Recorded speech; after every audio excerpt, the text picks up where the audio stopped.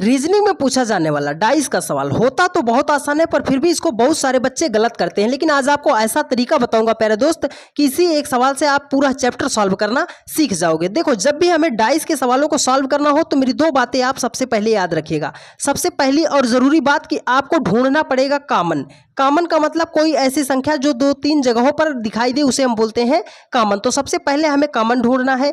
दूसरी बात क्या करनी है? दूसरी बात हमें करनी है एक ही दिशा से, मतलब या तो अगर पहले पासे में क्लॉकवाइज चले हैं तो दूसरे पासे में भी क्लॉकवाइज चलना पड़ेगा, मतलब एक ही दिशा आपको याद रखना है। तो चलो, हम यहाँ पर तीन पासे की स्थिति दी गई है, कोई सा भी दो पासा हम ले लेते हैं। तो चलो, मान लो हमने पहला और दूसरा पासा ले लिया। तो अब इसमें हमें कॉमन ढूंढना है कि कोई ऐसी संख्या है जो दो जगहों पर है।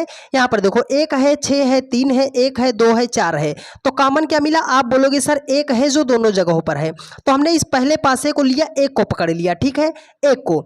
तो देखो, एक से हम ऐसे क्लॉकवाइज चल रहे हैं, तो एक के बाद हम कहाँ पहुंचेंगे? आप बोलोगे सर 6 पे पहुंचेंगे। 6 के बाद कहाँ पहुंचेंगे? 3 पर पहुंचेंगे। तो इसमें भी हमने एक को कॉमन लिया, तो एक को एक के नीचे लिख दिया। अब इसमें भी हम क्लॉकवाइज चलेंगे, ठीक है। तो एक के बाद कहाँ पहुंचेंगे? 2 पे। 2 के बाद कहाँ पहुंचेंगे? 4 पे। देखिए, वो क्वेश्चन में कह रहा है कि एक का विपरीत। तो ये स्थिति जो आपके सामने आई है, ये स्थितियां एक दूसरे की क्या है? विपरीत है। मतलब 3 का विपरीत 4 हो जाएगा, 2 का विपरीत 6 हो जाएगा। लेकिन वो हमसे पूछ रहा है एक का विपरीत क्या होगा। तो एक पासे में कितनी गिनती होती है? 6 होती है। यहाँ पे कौन कौन सी गिनती है? 1 2 3 4 6। कौन सी गिनती मिस हुई है?